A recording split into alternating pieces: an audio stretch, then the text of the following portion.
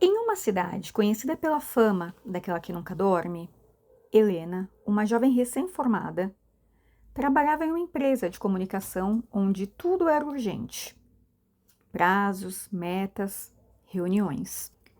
Quando ingressou na faculdade de comunicação, não tinha ideia de que se sentiria engolida por toda essa urgência. As palavras que tanto a apaixonavam antes pareciam ter perdido o encanto. Serviam apenas para vender, convencer, preencher slides e alcançar metas. Numa tarde chuvosa de sábado, Helena decidiu arrumar algumas gavetas em seu quarto e acabou encontrando um anel que ganhara de presente da avó há muitos anos. Encontrou também um envelope antigo com o título Jogo, Eu Conto. Dentro havia 20 cartas coloridas, cada uma com uma palavra. Em uma das cartas havia escrito no verso: Quem conta cura. Helena sorriu. Era como se as cartas a convidassem a lembrar quem era antes dos prazos.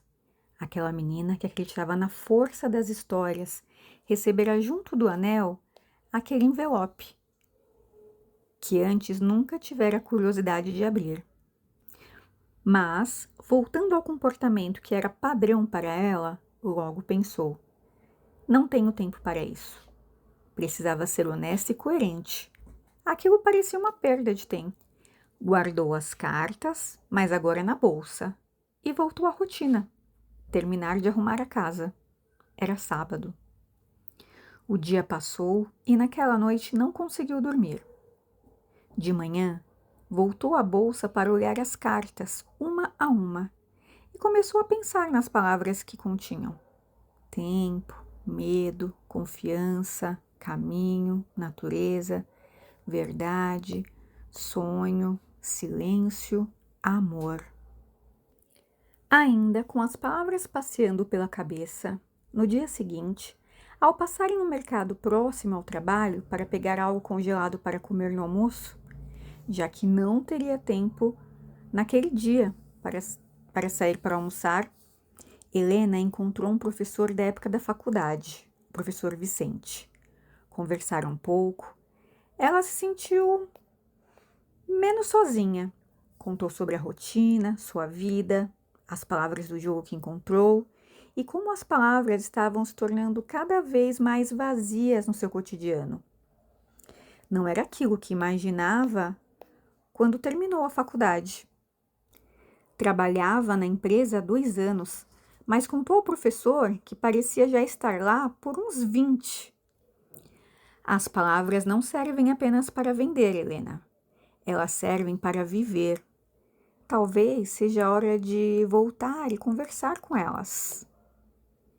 Ele lhe deu um conselho simples: monte sua roda de conversa, chame pessoas, converse, brinque, arrume um gato, um felino e seja feliz. Agora, com os conselhos do professor na cabeça, no fim de semana, Helena resolveu convidar alguns antigos amigos da escola, alguns poucos da faculdade e até sua mãe, com quem não falava há algum tempo. Os convidou para passarem juntos uma tarde em sua casa. Todos reunidos, sentaram-se em uma roda no quintal, ao redor de uma mesa, com as cartas do Eu Conto dispostas. Isso mesmo. Helena voltara ao jogo, analisara-o e concluiu que seria interessante se pudesse jogá-lo com pessoas importantes para ela. Então, sentados ao redor da mesa, cada um puxava uma carta e deixava uma lembrança ou emoção nascer ali.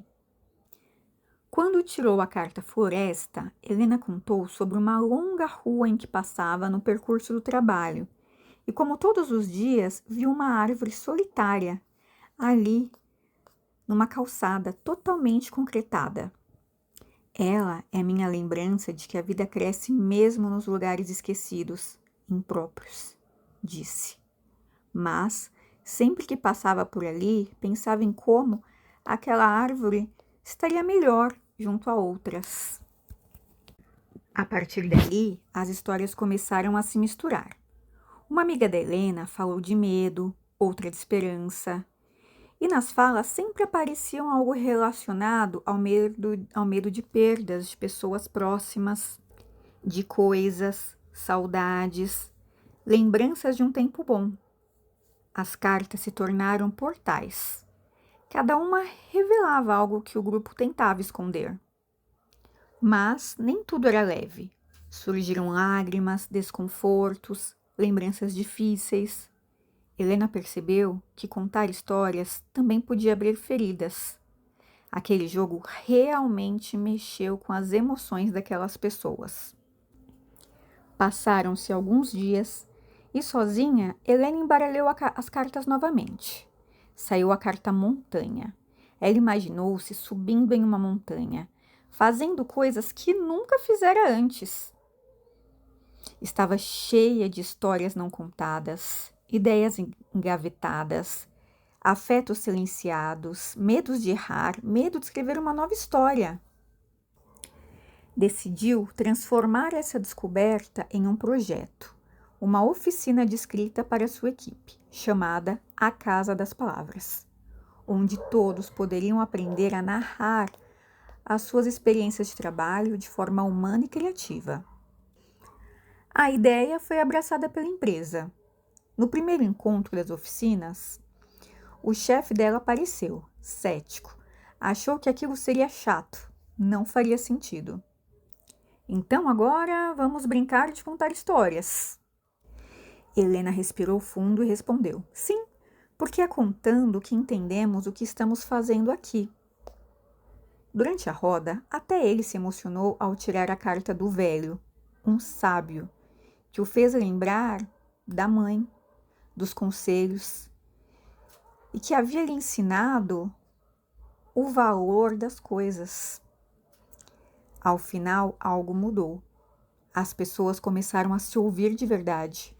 O ambiente ficou mais leve. Era como se tivessem tomado uma injeção de ânimo. As reuniões ficaram mais animadas, mais criativas. As palavras, antes ferramentas, tornaram-se pontes. O chefe, agora, a considerava uma bruxa. Não tinha outra explicação. Como ela conseguira fazer aquilo? Helena registrou todo o processo e enviou o projeto para um congresso sobre comunicação humanizada. O título de sua apresentação: Interpessoalidade e Escrita Criativa nos Negócios, quando o jogo vira encontro. No dia da apresentação, ela tirou do bolso a carta Coração. Sorriu e começou dizendo: aprendi que as palavras podem curar empresas e pessoas, se forem usadas com verdade, com coração.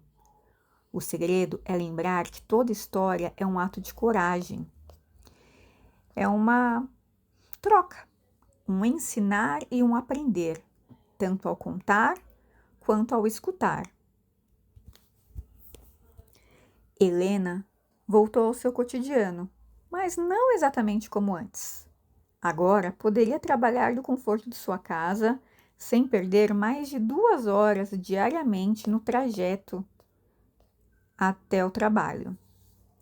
A cada e-mail, cada reunião, cada texto, percebia um pouco da roda.